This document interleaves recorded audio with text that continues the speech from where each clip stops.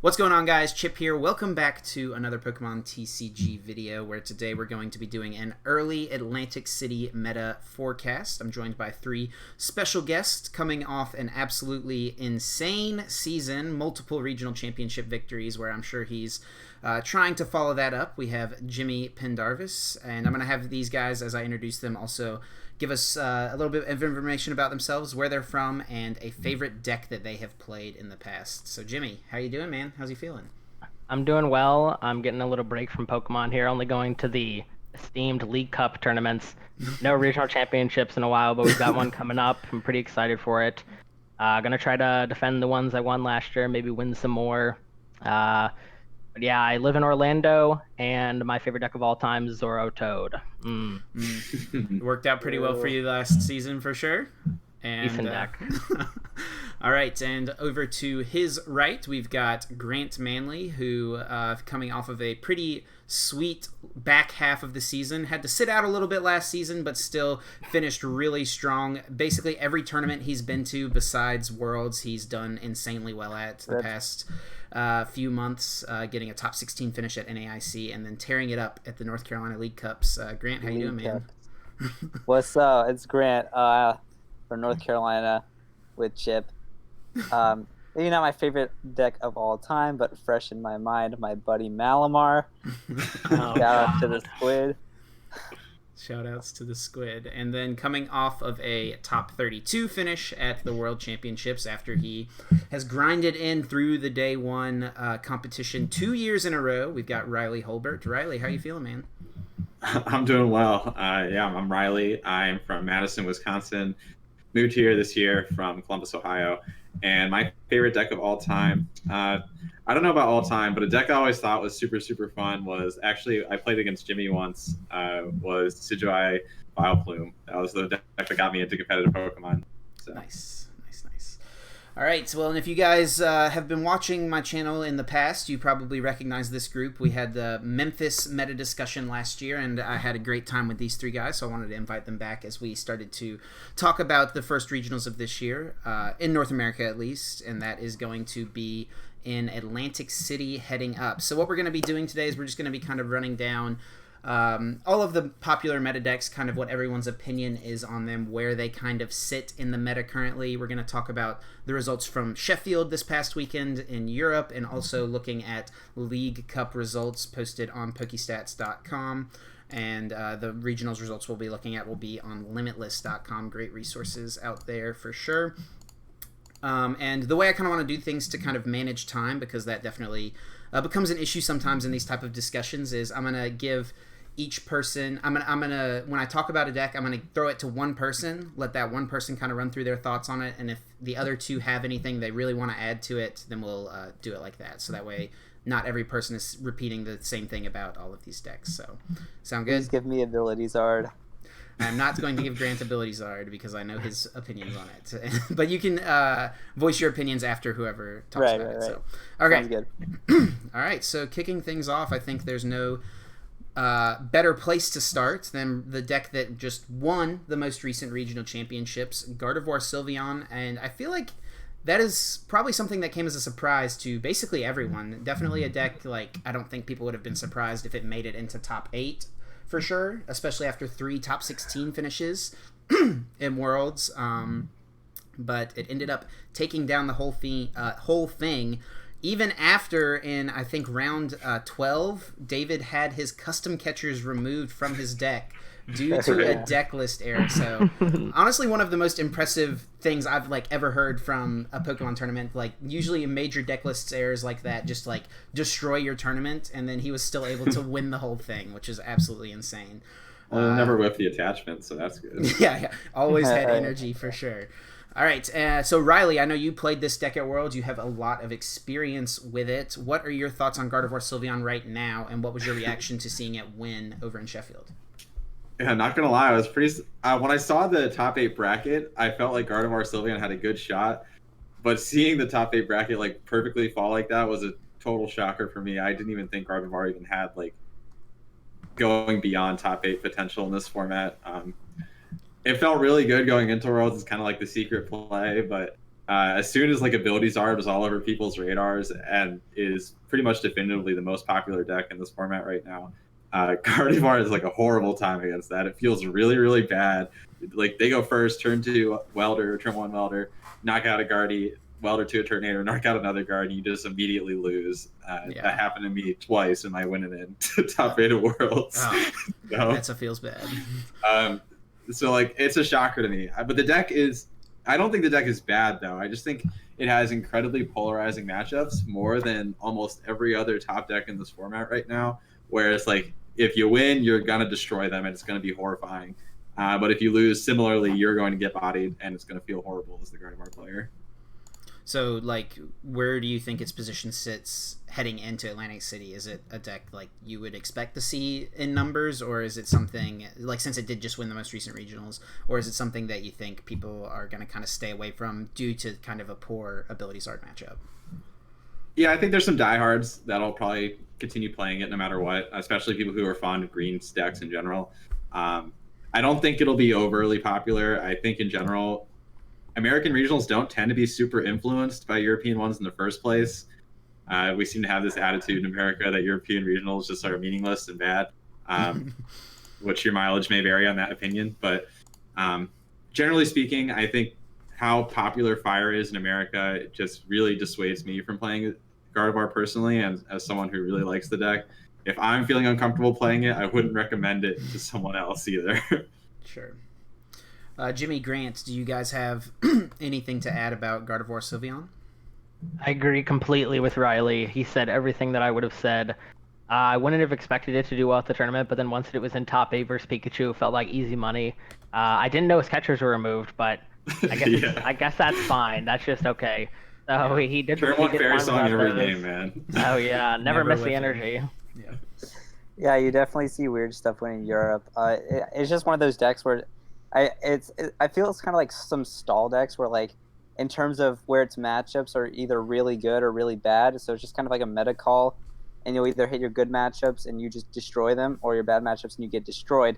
And given that Ability Zard is a really bad matchup, it's not something that I would risk playing going forward. But like it's okay because it does beat relevant stuff too. For sure. Yeah. In his tournament report, didn't he say he was 2-0-2 versus Ability Zard? No, he was 0-2-2. 0-2-2 versus Ability Zard and 0-2-2. 13-0 versus the rest of them. Yeah, beat literally everything else every time. Wow. Yeah, which is nuts. All right. I mean, That's like a perfect that's pretty. I mean, that's pretty interesting. I mean, it's pretty good still, I guess. I mean, Yeah, yeah, two it does ties. seem like it's really good against Pikarom, which he hit 2 of in top 8, 1 in the finals.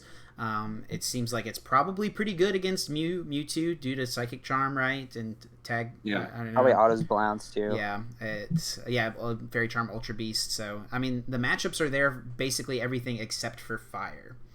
So And control, for sure. which isn't that big, so I wouldn't really worry about that.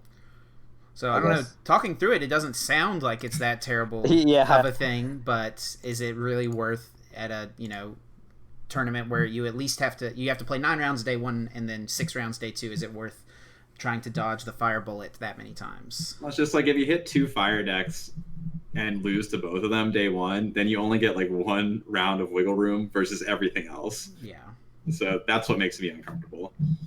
totally fair. And like looking at League Cup results from the past 2 weeks, Turbo Reshiram and Charizard GX, or Ability Zard, is 30% of the field this past weekend, 21% the weekend before of CP earned at League Cups. So that's a pretty huge percentage, I would say.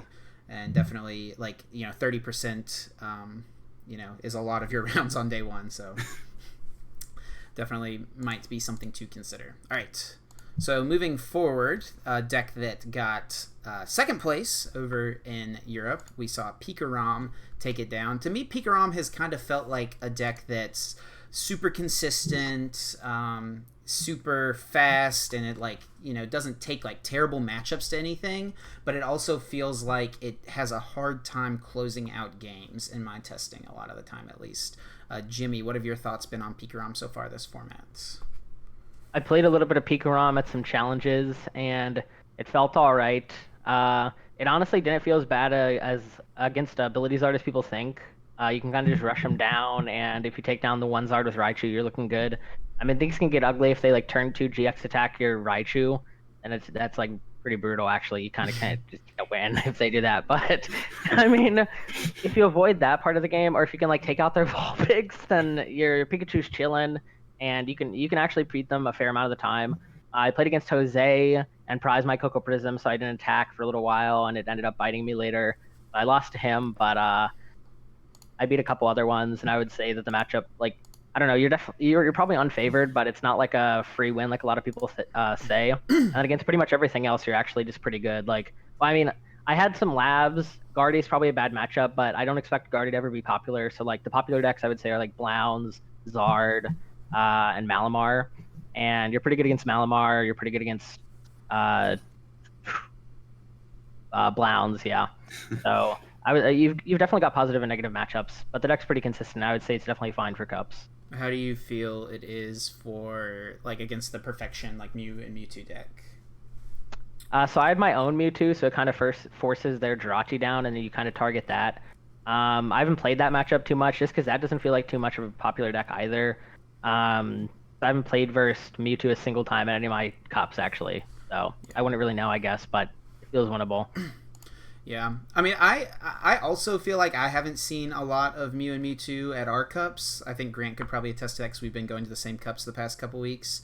We have we have a good amount of it. I mean, there's some for sure, but it's not like a huge percentage. You just haven't hit any. There's like usually like I think at the Wilmington Cup there was one in top 8, and then other than that, I don't think there's been any in top 8 of the other Cups. There were 2 in top 8 of my last one, and it won, but I got 9th, so I didn't have the privilege of playing versus them. Yeah. Oh yeah, that sucks. Yeah, it did suck. All right, so Riley or Grant, do you guys have anything you want to add about Pikachu and Zekrom? I haven't played it like at all For this format, yeah.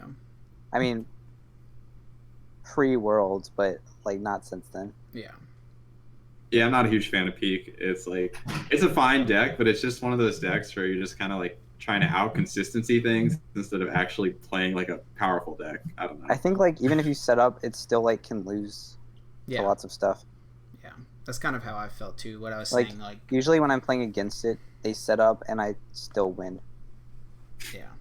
So as what? Malamar. No way. Yeah, Manley autos Pika. No, anyway. No way.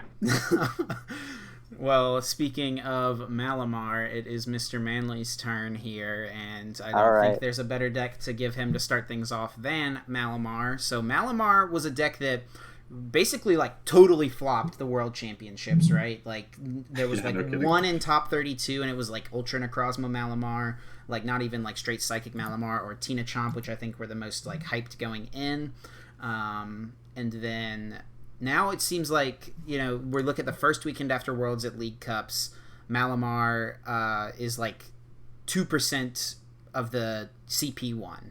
And then we look at the next weekend, Malamar's is in 4th place at 10% of the CP1. And then this past weekend, it was 14% of the CP1. So pretty steady increase there, making it a solid tier 2, tier 1.5 deck somewhere in there based on playability.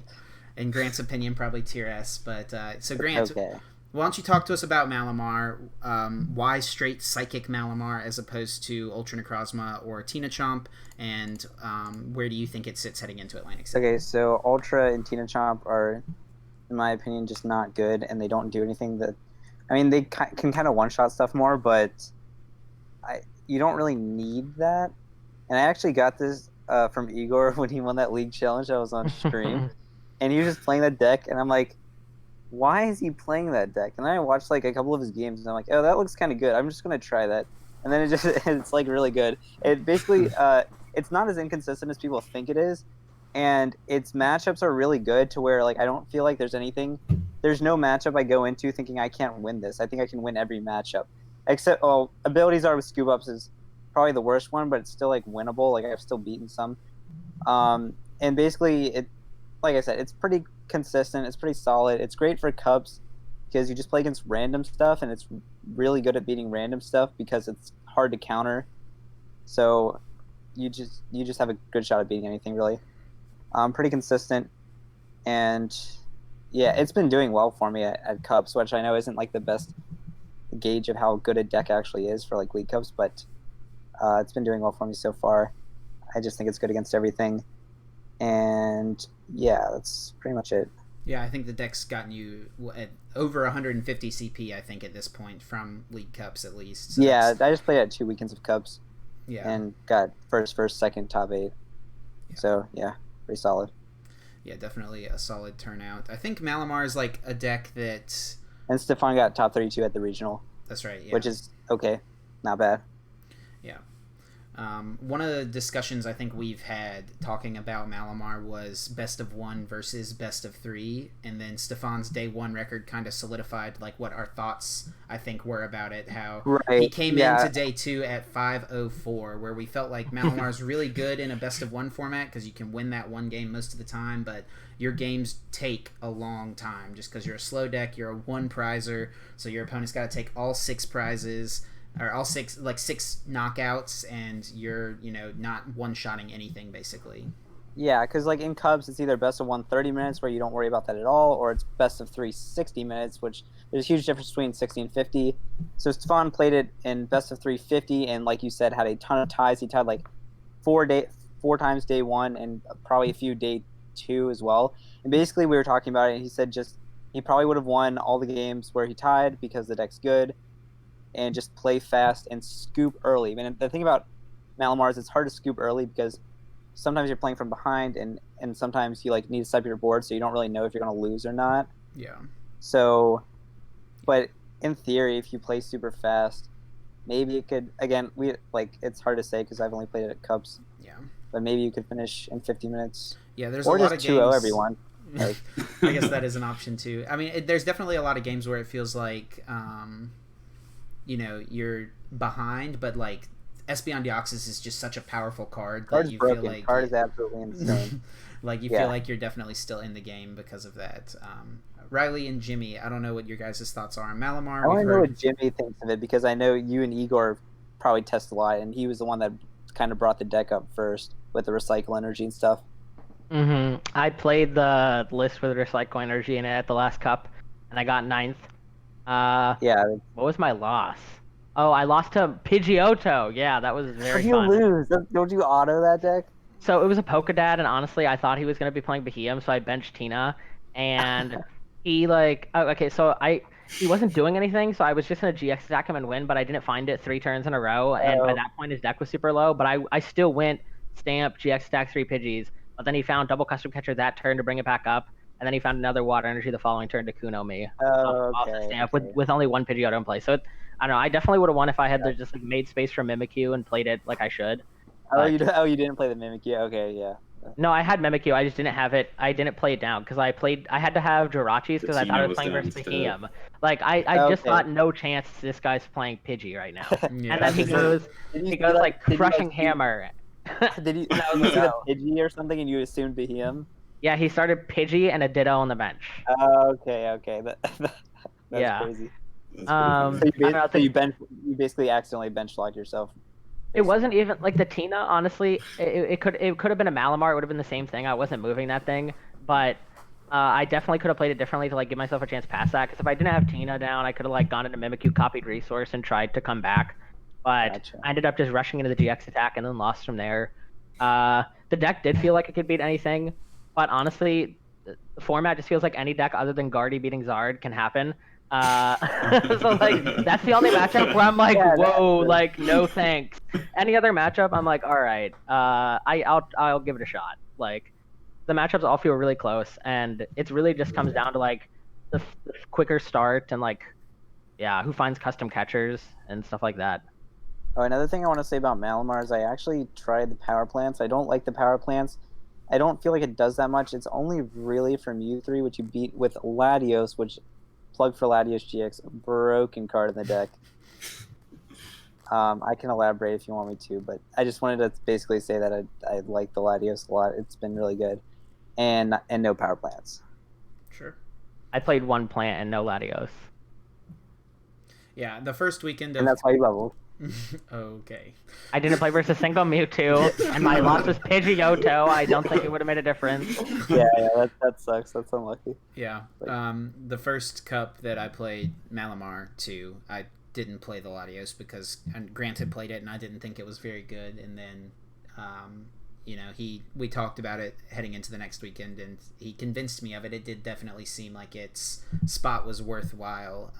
Grant, what are like some of the good uses for the card? All right, so I've used the card in 5 games across 4 cups, and whether or not you want to consider that a useful amount or not, up to you. It's won me 5 games that I would otherwise have probably lost. 3 of them against Mew3, 1 against a mirror because I prized Espeon Deoxys. I needed it to stop him from Espeon Deoxys, and it won me the game. And then another one against Mew3, I don't use it for the invincible tag purge. I use it for the clear vision, and then it just dies. But it already did its job, and I win the prize trade. And then I used it against. It was Nagquag, right? Nagquag. Yeah, our area has a lot of Nagquag, so it autos that deck, which you kind of already beat anyway. But yeah. Riley, anything you want to add about Malamar?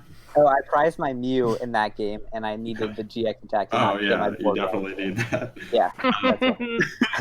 He was in my last 2 prizes, or my board would have gotten wiped if I didn't clear vision. Yeah, I mean, I think everyone kind of hit on all the points I would hit about Malamar. It has actually, I think, pretty good matchups, but I think the time factor, Malamar really thrives in the best of 130, in my opinion. It would much prefer that over best of 350 any day. For sure. Yeah, pretty much. Okay. In theory. Continuing on, next up, looking kind of back to Sheffield. In the top 4, we did see a Blacephalon deck. Only one Blacephalon in top 4, and it actually looks like it was the only one in top 32. No, it does look like that was the only Blounds deck in top 32. There was a Greens Blounds, it looks like, but the only Naganadel version. Riley, what are your thoughts on Blacephalon? Does that seem low to you, only one in top 32, or is that probably about what you would have expected? Blounds doesn't seem like super popular right now, so I guess that doesn't surprise me. I just like, if I'm going to play a Welder deck, I'd rather play a Charizard deck than a Blounds deck. I also just am not super fond of Blounds in general. It feels it's really lame. I don't know. Like, you're not doing a whole ton until you hopefully get a good B-string turn, and then it's just like all on that. But even then, you get like reset, stamp, power plant, and just totally whip on B-strings and lose. And hope your opponent's playing a deck that can't play around B-string. Right, or they're playing a random Feeny, but like, you're saying they can't play around B-strings. So like, even then, like, you could still just not draw them, you know? There's so many things that can go wrong with the Cephalon, and it's so based on these pivot turns. The only thing I really like about the deck is it trades 2 prizes into 3, and that's a crazy sentence a year ago. Yeah. But... yeah, we always have talked about like 1 prizers versus 2 prizers, and now it's just like 1 prizers barely exist, and now it's 2 prizers versus 3 prizers. It's pretty crazy. Imagine playing a 1 prizer deck like Giratina, where your opponent's got to kill 6 Giratinas. Yeah, imagine completing 3 games in 50 minutes when they have to kill 6 prizes every game. Yeah, that's true. Jimmy and Grant, do you guys have anything you want to add about Blounds? Yes, I completely disagree with Riley. That's fine. I think notoriously not a fan of Blounds. I like Blounds a lot. Blounds is super consistent. Blounds is another deck that feels like it can beat anything just by exploding on the ring turn. You say it's easy to play around B-string, but low-key it's actually not easy to play around B-string whatsoever. If the Blounds player knows what they're doing. Not playing a deck that can play around it. What, you play around them playing around it, and then you're good to go. You get the rings off, and you start Blounding on them. Do a couple of Mind Blowns, and you win. The deck's super fun to play, and it's another deck that feels like it's good against a lot of the random stuff, too. It's not very good against Guardy unless you play Labs, but other than that, I would say that you're pretty solid. It's super popular at my cups, and it's kind of annoying because it like kind of limits my deck choices, especially before. Like, it's always been popular since it came out here. So I guess I think it's more popular than it is, only getting 1 top 32 at the European Regional. But that really surprised me, honestly, that it did that bad. I think the deck's a lot better positioned than that, and I think it'll do better than Atlantic City, honestly. Yeah, well, I mean, if we look at League Cups, we saw it was 2 weeks ago. It was fifth in CP earned at 9% of the CP earned, and then this past weekend it was seventh at only 4%. So it's had even a drop in North America almost, it seems. So Riley's right that doesn't seem like it's very popular right now. That's just because there's kind of a lot of decks right now. But I do kind of agree with Jimmy that it's solid. It's a decent deck. 3 labs in that deck, you're good to go. You already beat Ram. You already beat Richey. Oh my gosh. 3 labs you beat Guardy and Manley. And Pika you kind of lose anyway. Other than that, you're chilling. Dude, if I play 3 labs in that deck, I am never finding a Pokemon. Now you just draw 'em. I made this gas There's list. no chance. I made this super gas list I posted a little while ago with 3 labs and it just autos Malamar. I really don't disagree with you guys either. Like, I think it's a decent deck. It's just not the kind of deck that I like. You know what I'm saying? Sure. Mm-hmm. 0 skill deck. It is definitely one of the more straightforward decks to play, I would say, for the most part in the format. Abilities are pretty straightforward most of the time as well, it feels like. I think Blounds has way more wriggle room than that. Like, Blounds, you can attack with Nag, attack with Blound. You can sequence your attacks in a few different ways. Like, honestly, I know that sounds like a How about this? That's like describing Nag Quag. Like, first you Quag and then you Nag. I'll say, sure, it takes some skill to play optimally, but it doesn't take skill to play successfully. Like, anybody can play the deck and do well. Sure. If you had enough E-strings, the skill difference doesn't matter. I guess. I don't know. Whatever. All right, continuing on, a deck that has seen basically no success at League Cups for good reason, but did get top 4 this past weekend, was Pidgeotto Control, a deck that Jimmy was one of the minds behind heading into the World Championships. Worked really well for him, too. It sure did. I was able to achieve my second worst Worlds performance in the history of the game. I had the pleasure of playing versus the 1 Behemoth deck in day 2. Can't beat that, turns out. Yeah, and I won game 1, round 1 on stream, and I was thinking, man, I'm good to go. That was super badass. I just won a game with Pidgey. And then I got dunked, and then I bricked and lost again. So then I was 0-1, and then I played versus a Malamar guy that had 2 Sableye and a Mew, and Espeon Deoxys, so he kept pinging my guys. And then I lost to that guy. It's even better hearing this all the second. And it didn't go too well from there. I ended up 3-3-1. I mean, the second half went better than the first 2 rounds, I guess. But you beat the people at 0-3? Yeah, I got the guy at 0-2. I did beat him. So then I was 3-3-1. Yeah, Pidgeotto. Isaiah top 8'd though, and I feel like he probably should have beat Shintaro. He didn't stamp, and then Shintaro won in a way that Isaiah wasn't expecting. And it sounds like if he had stamped him, he would have won. I don't know where it went from there, but there was nothing too terrible for the deck in top 8. It probably would have been fine from there, because then you hit Ability Zard, and then you hit U3. Yeah, Me3 is a little sketchy, honestly. Yeah, because of the Espeon Deoxys, right? Yeah.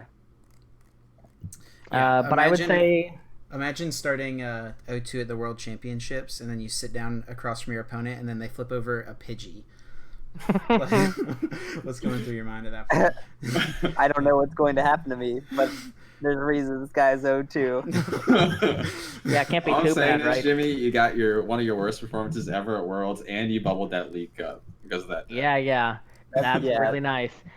He played the Crushing Hammer, and I was like, that looks familiar. And he looked at me and was like, I'm pretty sure this is your entire 60. Nice. I was like, ooh, joy. I honestly think that deck seems really good. I would think you would do better. Malamar is pretty sketchy. Like, I don't know, with the giraffes, you're fine, but the list that Fabian played, literally no chance against Malamar. If they know what they're doing, they'll just thin their deck down to nothing, copy resource with Mimikyu, like, you have no shot. They won't take any KOs, they'll ping your bench, and then Espeon Deoxys, boom.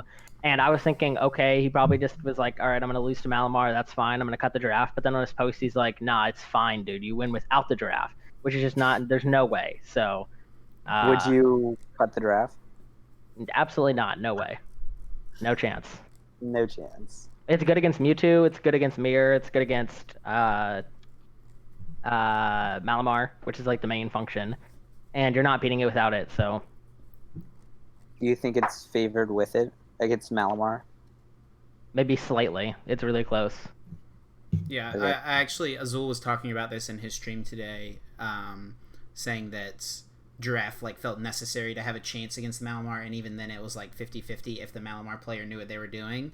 But then he Yeah. also said that after you guys talked about it after Worlds, that you felt like none of the Malamar players you played against, played it correctly, which is, definitely reasonable to expect. I feel like a lot of the time people don't know how to play against like control decks a lot, and maybe that's why Fabian was able to do well against it. I would definitely say so. They were either unprepared, like they didn't have Mimikyu and Espeon Deoxys and everything, or they just hadn't played the matchup before and just started attacking with Tina and got hand locked. Because his list is better, a little bit better at pulling off the lock. But you need like other stuff to be able to win from there. Like you don't just win if you put their hand to 0 necessarily, because they can thin their deck down to nothing, and just have outs left. And then if they have Mimikyu down, like copy resource, make the game take longer. Yeah. Yeah, I'm super interested in the deck. Like I've played it a little bit. It's pretty cool. I was just like, I don't know. I haven't tested it against Cross Division. I just kind of don't really know if it beats Cross Division like with Mew 3 and Malamar. I haven't played with Pidgey since World, so my only game is against Robin. Didn't feel too great. I did win game 1. It just feels like if they don't get off like the 6 energy GX attack super early, you're good to go. Okay. But if they do, then like it's probably just pretty sketchy. Yeah. Yeah. So one of the things about Fabian's list I think might have surprised a lot of people was the fact that he didn't play Jesse and James or Weezing, which are two like good control cards that obviously were legal for the first time this past weekend. What were your thoughts on those cards? Do you think they like have a place in the deck, or do you think they're just not necessary? Weezing, I'm kind of sketched out about. But Jesse and James, I feel like you should be playing 1. I don't think you should just be Jesse and Jamesing like crazy. You just don't have hands to support that. And a lot of the cards that you want to put in your hand with Pidgeotto are stuff that you're going to need later for the combo. So you're certainly not trying to get rid of it, much less discard it.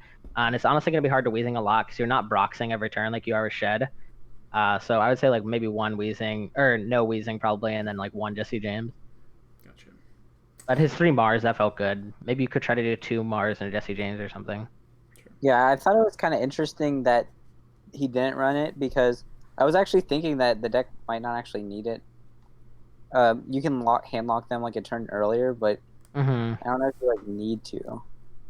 I mean, it's nice to lock that. Like you're basically just sitting there waiting for them to kill you so that you can lock them sometimes. So Yeah, like that's true. doing it early without having to just sit there and sacrifice guys is pretty awesome because then you have a little bit more wiggle room to win the rest of the game with. Because if they go down to like 1 prize, and it's a little bit harder to lock them. But if you're locking them at like 2 or 3, then especially if you you're only have generally the pretty 1 turn window, and if you whiff your 6 card combo off a stamp in that 1 turn window.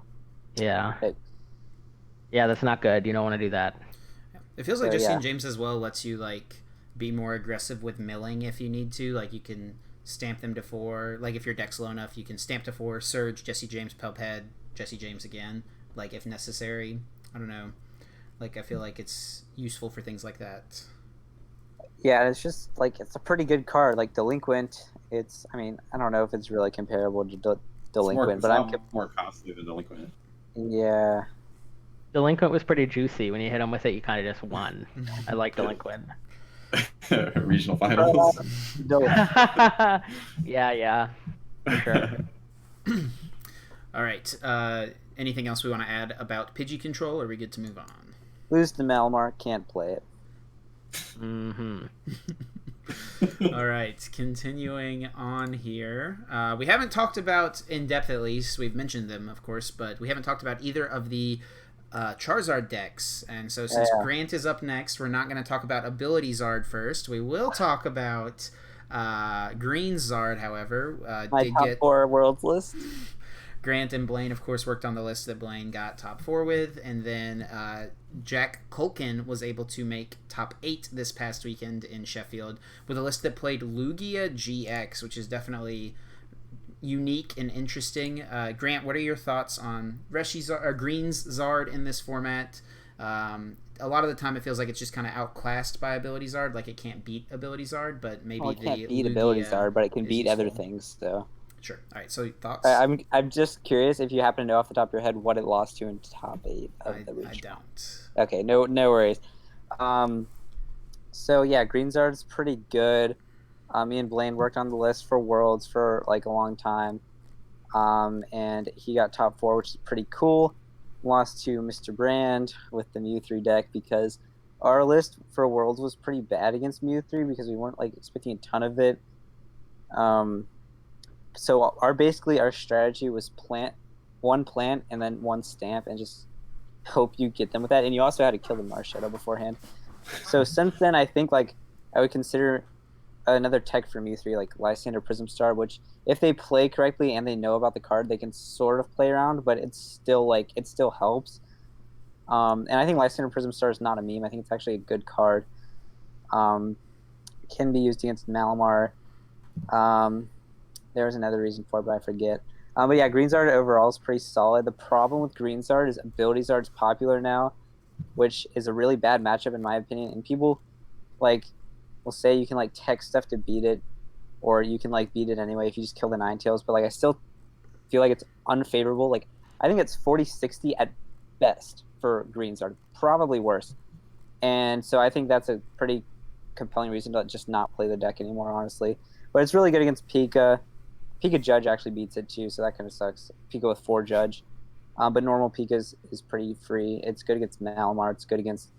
and like, I don't know. It's just not as strong as it seemed like it was for Worlds, honestly. So I haven't been playing the deck. But I know you want a League Cup with it, Chip, so that's pretty cool. Yeah. You got first and second at League Cups with it. Yeah. So like it's like it's okay, it's fine. It's like I don't know. I don't think it's as strong matchups wise as it was pre-Worlds or for Worlds. So that's why I'm not playing it currently. Yep. Jimmy or Riley, do you guys have any other thoughts about Green's Zard? I don't hate it as much as Grant does, but it's like all right. I don't think it's as like insane versus Pika.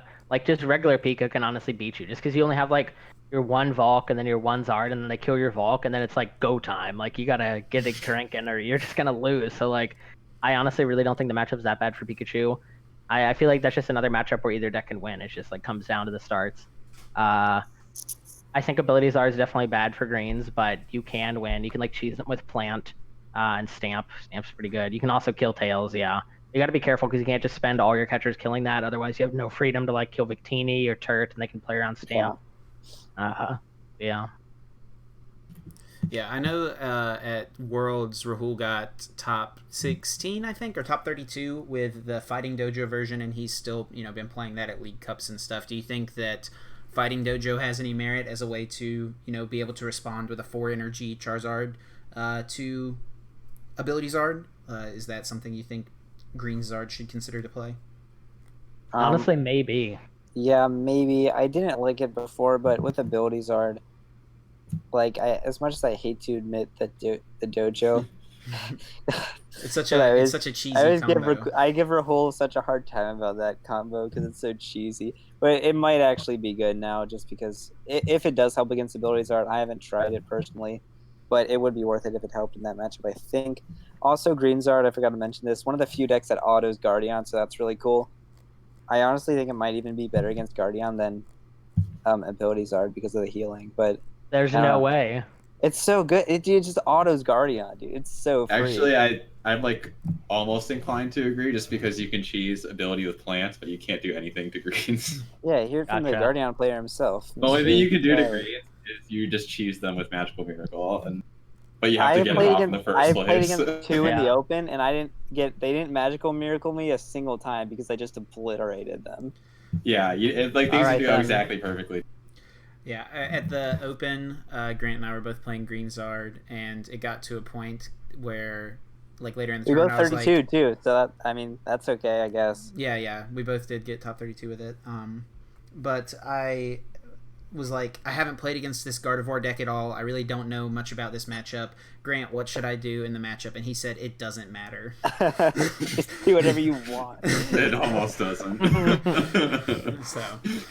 All right, continuing on. Seems weird that we've talked about 6 decks now, but we are just now getting to Ability Charizard, probably the most popular deck of the format. It's actually pretty cool that like there's so many like viable decks in this format. This is the first time in a long time that it does stink that they're all tag teams, I guess. Like the Power Rangers, all in different colors. But it's cool that you're able to look at this format and there's just so many viable decks that someone could play. We haven't gotten to the World Champion deck either.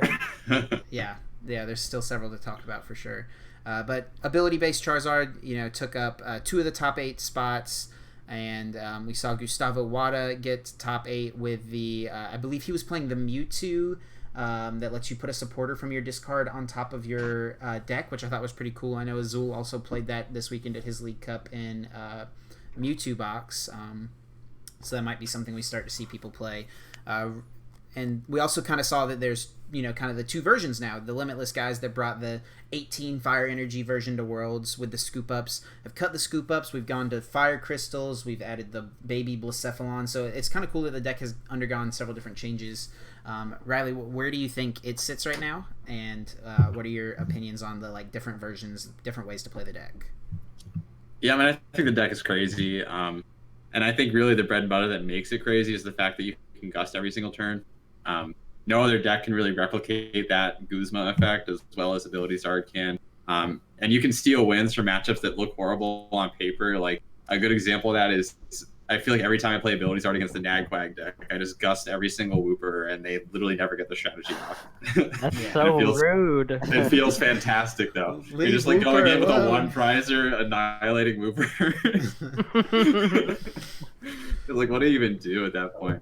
But that's my favorite part of the deck, and the fact that you hit for ridiculous damage is obviously a good asset as well. It's also just insanely popular, so I think it's going to perform pretty well, even if it's not the best deck percentage wise, just because it's a lot of good players are going to play it and be attracted to those things that I just mentioned, being able to gust and doing a lot of damage consistently. It also has, I think, access to, besides Malamar, the strongest 1-prize attackers that can play the 7-8 prize game really, really well. Yeah. Yeah. Well, I think Turtonator's even stronger than Giratina. Yeah, honestly. It just takes time to get it going. Turtonator's insane. Yeah, you're right. It does. It takes a little bit of build up. Yeah. Yeah. Yeah. There was several times this weekends or these past couple weekends where I've watched Ability Zard games and the person who's playing the deck hasn't even used Reshiram and Charizard. They've just got so many other that happens all the time. Do. Yeah. You got the Heatran that's super powerful, all the 1-prizers. Yeah, Welder's a really good card. I don't know. Welder's broken. Very strong. Grant, I know, has strong opinions about Ability Zard, so I'll give Jimmy a chance first if you've got anything you want to add before Grant has his soapbox. I would say the deck is pretty good. It tilts me watching people welder every turn when there's only 4 of them, but they do it anyway. Yeah, they always got it. They really do. And they pow pad right at the perfect time. Boom, put them back every in. Time, do it again. Yeah, it's pretty crazy. I've seen Jose do the little turn 2 GX attack, turn 3 nuke a guy with Turt, leave the playing field 5 minutes many times. Yeah. That's pretty unfair. I agree that it can cheese matchups with that or just the gust effects. Honestly, a lot of decks they just aren't ready for it, even though it's a huge part of the field. Most decks just aren't gusting every turn, so it's a unique feature. Yeah, it's hard to be ready to be gusted every turn too. Yeah, especially the decks that are most affected by gusting have the most trouble getting multiple Pokemon down in the first place. Yeah. Yeah, things like Wooper, Nagquag, NK. Yeah, you gotta if you're playing getting one Ability Wooper Zard, down is a decent turn. Not against Ability Zard. Grant, thoughts on Ability Charizard? Okay, so I'm not going to rip on the deck as much as you probably think I'm going to, but I don't really respect it at all. I don't think it's that great. It's very, very popular, super popular, most popular deck. It's good because of the Ninetales. It would be terrible without it. You just need everything to, like Jimmy was kind of saying, you need everything to fall in the right order. And every time I play the deck, it just doesn't happen. So I don't know. I'd say it's only getting results because it's the most played deck, and because if 100 people play a deck, and if every person at a tournament plays the deck, then the deck's going to win the tournament. So that's basically why I think it's having success. It's okay.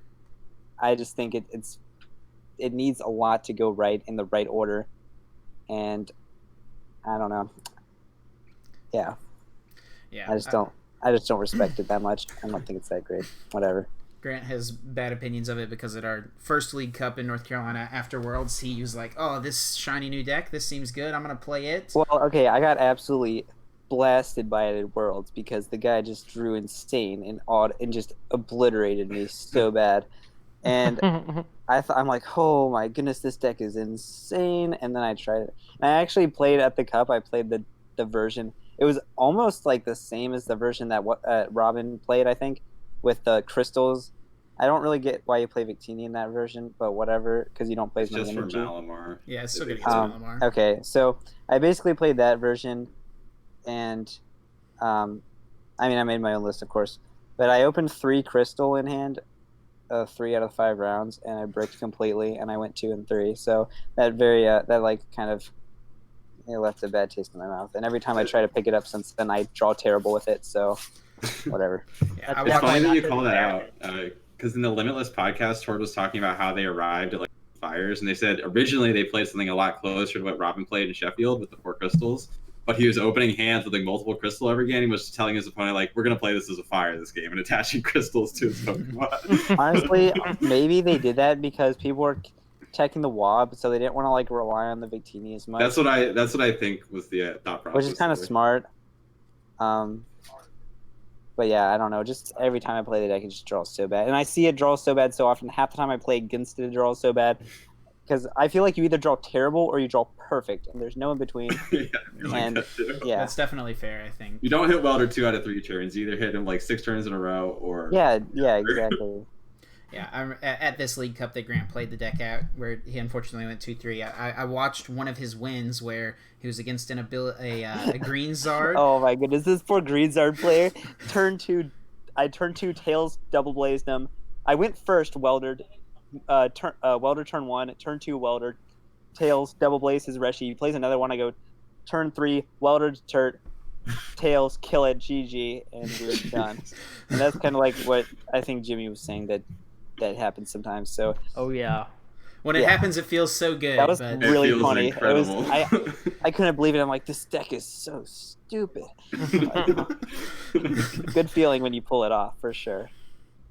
All right, continuing on, the next deck up on the list is, of course, the one that ended up winning the World Championships, Henry Brand's Perfection deck, Mew Box, Mew 3, whatever you want to call it. Actually ended up having no top 8 spots in Sheffield. Someone did That's crazy, bubble. Actually. They bubbled at 9th with it, so it was like up there, and there was 2 more in top 16, it looks like. So definitely still very popular, definitely still performed very well.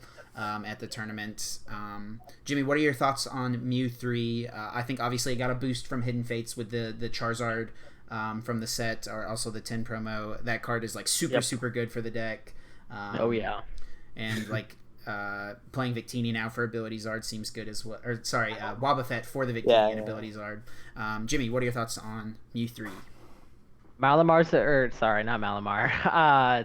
Purple guys, man. The Mewtwo deck is cool because it's like all the decks in one deck, so you can just play that, and then you're playing all the decks at once. You're playing all the decks. I mean, but you get to play Malamar with Espeon Deoxys. You get to, you're super people. Like you don't have like too many guys to attack with, but you're unpredictable. Like you do have a few different ones, and that can kind of allow you to outmaneuver the opponent sometimes. And it's cool to get energy on board super quick with Solgaleo. I feel like if you Turbo Evolve early, you're in a good spot. I haven't played too much with the deck just because I don't have Mewtwo's. I haven't been playing on CDCGO. The tin came out, man. I know it came out, but I've been busy and I haven't had a cup. Dude, it's been crazy. I'm thirsty. I want one so bad. I don't have one for like a couple weeks. It's terrible. I think my next tournament is gonna be Atlantic City. So I won't have anything between now and then. But if I want to play Mewtwo there, I'll have the Mewtwo's. It'll be nice. But I haven't played too much with the deck, but it does look cool and it looks consistent. And when Robin played versus me, it felt good there too. And it's won a few cups, especially here. So I'm definitely going to play the deck some more between now and then. Yeah.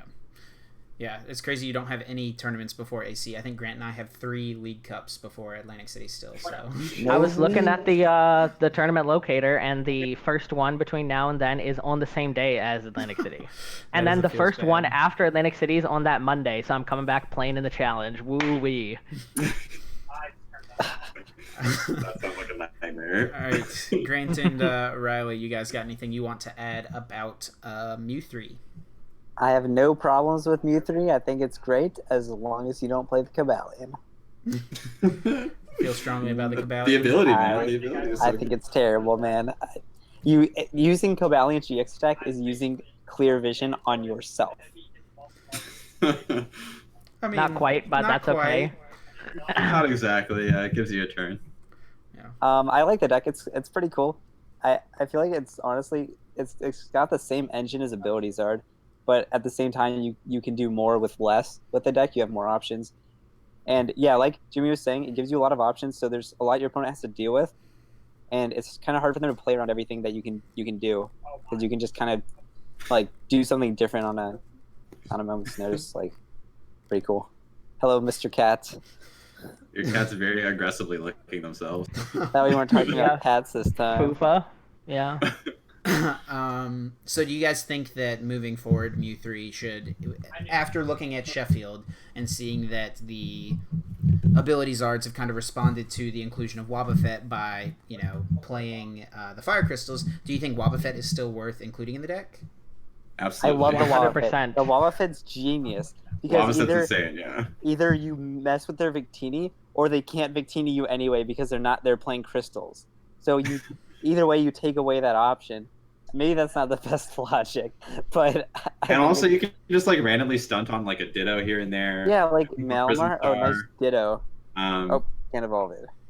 Also, yeah, just I feel like there was a poll in Hayfonte, I think, yesterday, and the results were like 80-90% in favor of the 18 Fire version as opposed to the 4 Yeah, version. that kind of surprised me, honestly. Yeah, I think that's mostly because people haven't had enough time to react to and absorb the new version of the deck, and they've been playing the 18 Fire version a lot. They haven't had a chance to test with the crystals and stuff because that was just this past weekend. So I feel like if that poll got posted again this Tuesday, the results might be different. But I still feel like widely 18 Fire Energy definitely still feels like the more popular version. I prefer crystals. I definitely think 18 Fire is more popular. I actually prefer playing the heavy fires over the crystals, but I feel like the crystals is a really strong concession if Wobbuffet's going to be played, because we're seeing Wobbuffet in random stuff now, not even just Wobbuffet's pretty good. Wobbuffet's really good, yeah.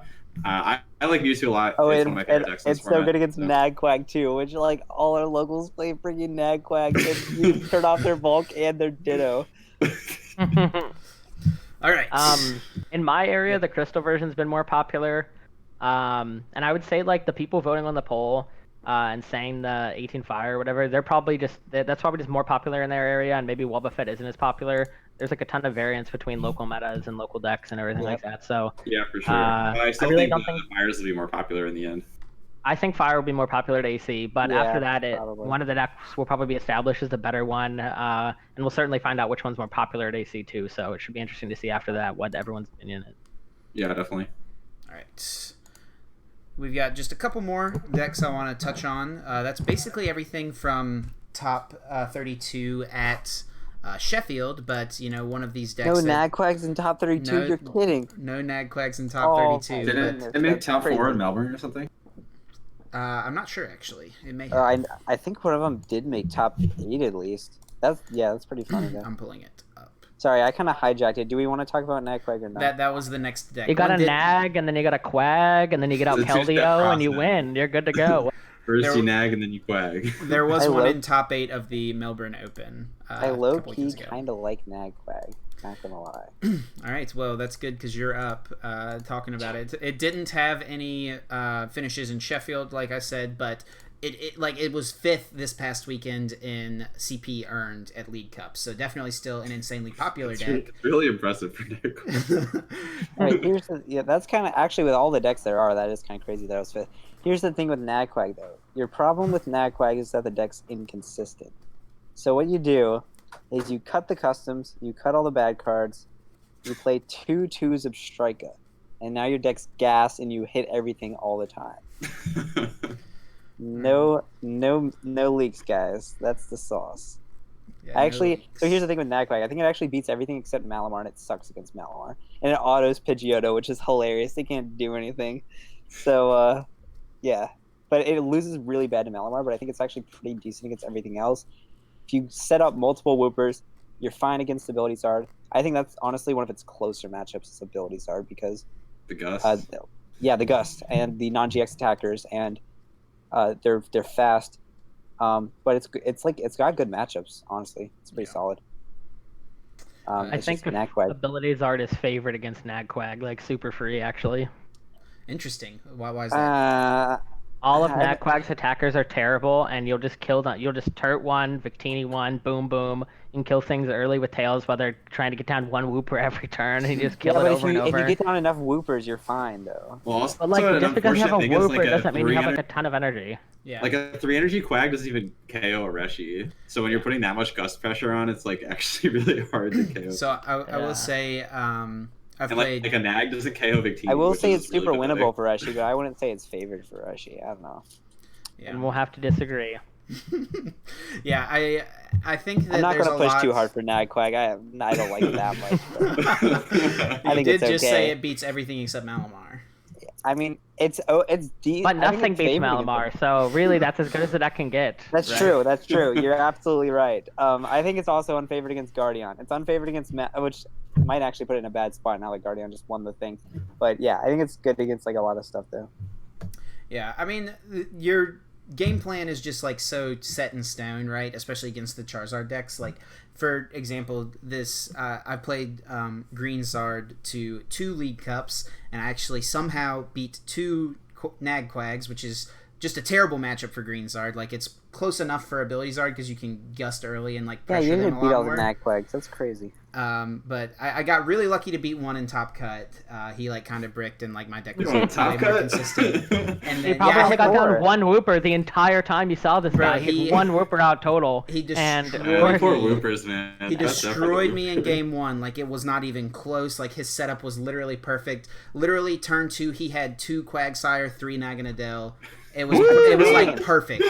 That happens every game except the third Nag is the Zeb, and that happens every game.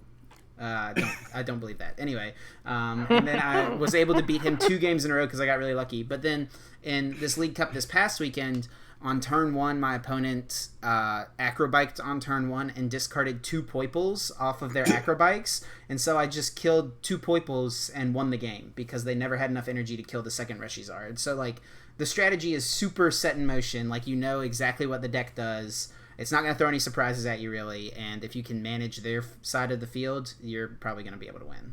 The only surprise they might throw at you is if they play the Zero Vanish GX from Palkia, which Russell played at our Cup, and some other people might play it. Just kind of cute. But you're right, though. They're going to attack with their normal stuff. Yeah. And man, I love Nagquag. That deck is hilarious. I just pulled a shiny Quag out of my Charizard tin, and I want to be that guy who shows up at the locals with 4/4 shiny Quag line. You have to. Honestly, I actually legitimately want to. I was like looking the prices up on that. I think if people are playing Plants and Pikas now, then you have to play Fighting Quag to beat Pika. You do, yeah. So do you guys think that Pikarom will tend to lean towards Power Plant, which we saw that Kywin won the Melbourne Open with, or are they going to kind of stick with Labs, which is what most people have been playing and what Logan got second place at Sheffield with? Labs. I think people like Plants for the week, and then Guardy won a regional, and so they're back to Labs. Sure. I think actually what he said. I was gonna say for Cubs and stuff, it just depends on the locals, the meta. But for regionals, like, I think it's got to be Labs, honestly. Like, you're gonna feel like a real goofball when you get paired against a Guardian, and you've got your 2 power plant. Yeah. You put down your power plant. Yeah. All right. So I think that covers just about every super relevant deck. I guess we could mention real fast, in top 64, there were 2 kind of other control-y decks at 33rd there's a Keldeo Bronzong stall deck, and then Alessandro got top 64 with Shedinja. So do you guys think With that 4 Stealthy Hood. It's 4 Stealthy Hood, yes. So do you guys feel like there's any merit to those other types of control decks in this format?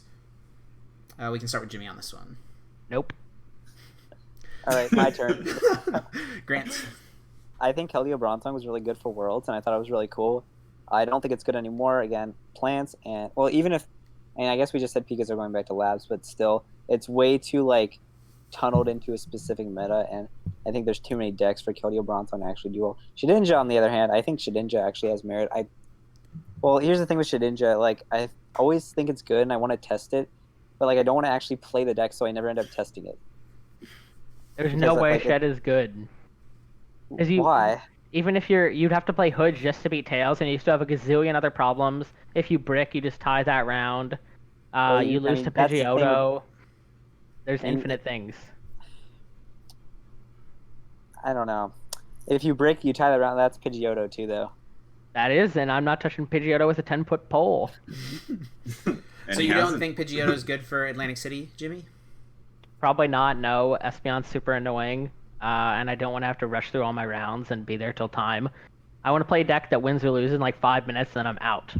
So you want to play a real deck at this time? Luigi's playing Ability Zard, guys. Yeah, no power Pokemon in 9 rounds.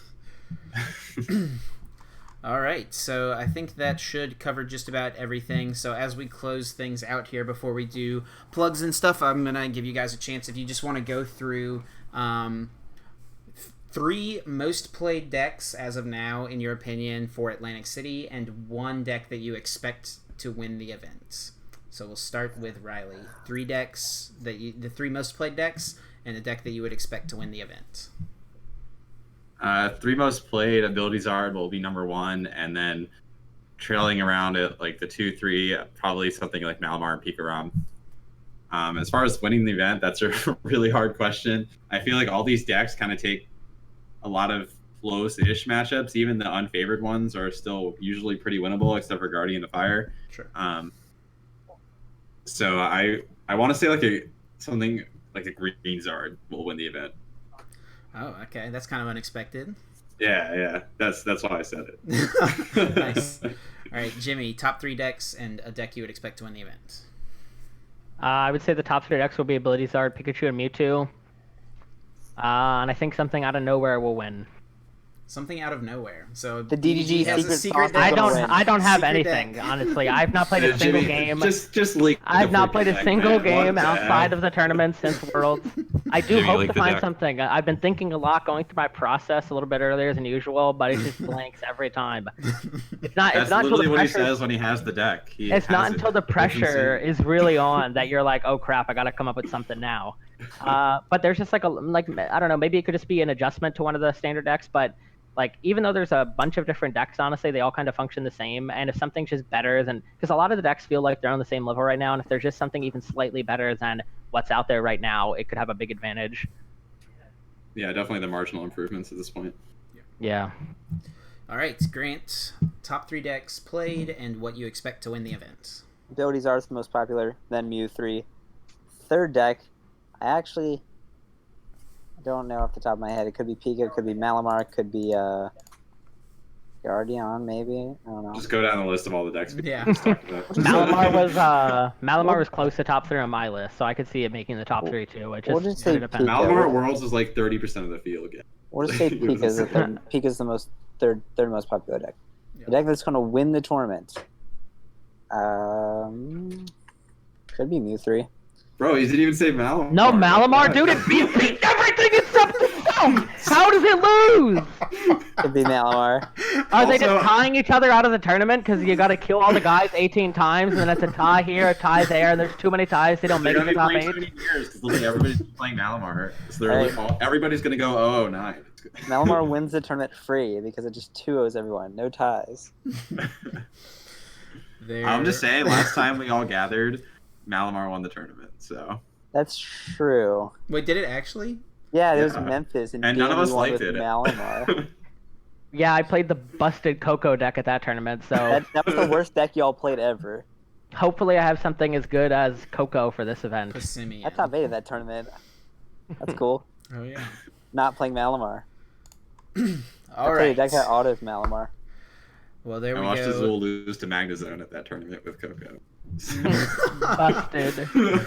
Bro, what if Magnezone makes a comeback? Shiny Magnezone. Shiny I know there's a Magnezone. shiny Magnemite. Is there a shiny Magnezone? There is. There's a Magnezone, yeah. And a Magneton. Someone's gonna pull all of them in their Charizard tins, and they're just gonna be like, "All right, we're playing Magnezone for Atlantic City." Turn 2 That's how I timeless. ended up You with lose. X, but, All right. Timeless is pretty cool. Yep, it has some cool tools, but Duskmane unfortunately is not getting there against the Charizards. These Timeless days. doesn't even do like damage anymore. It Yeah. like tickles 230. things. Imagine a world That where card got power 230 creep. damage is not enough, That They card should got just make so it do power creep. 270. and it would still not be good. No, They would it have a might shot. actually be good. That's pretty good. Like, you think just it would play be them all good. down, boom, dead. I think it'd be good if it did 270. Maybe so. All right, guys. Well, that covers all the decks. I appreciate all of your time this evening as we talked through the kind of early expected meta for Atlantic City. For those of you watching, I do plan to be doing another one in the coming weeks, so definitely stay tuned as we get closer to the event, but I definitely wanted to get something out there kind of early on this time. So once again, thank you guys for coming on. I'm going to give you a chance here as we close things out. If you've got any social media plugs, any sponsor shout outs, anything you want to do or say, that as long as it's not going to get me kicked off YouTube, feel free. The floor is yours. Riley, why don't you kick us off? Sure. So you can follow me at Twitter at Smiles with Riles. I tweet a lot of like Pokemon meme-ish tweets. I'm kind of over tweeting about tournaments. It's kind of boring. And also shout out to Full Grip Games. Wearing the hoodie right now because it's really cold in my apartment. They're the best. I always have really good deals and really good staff as well. I love the people there.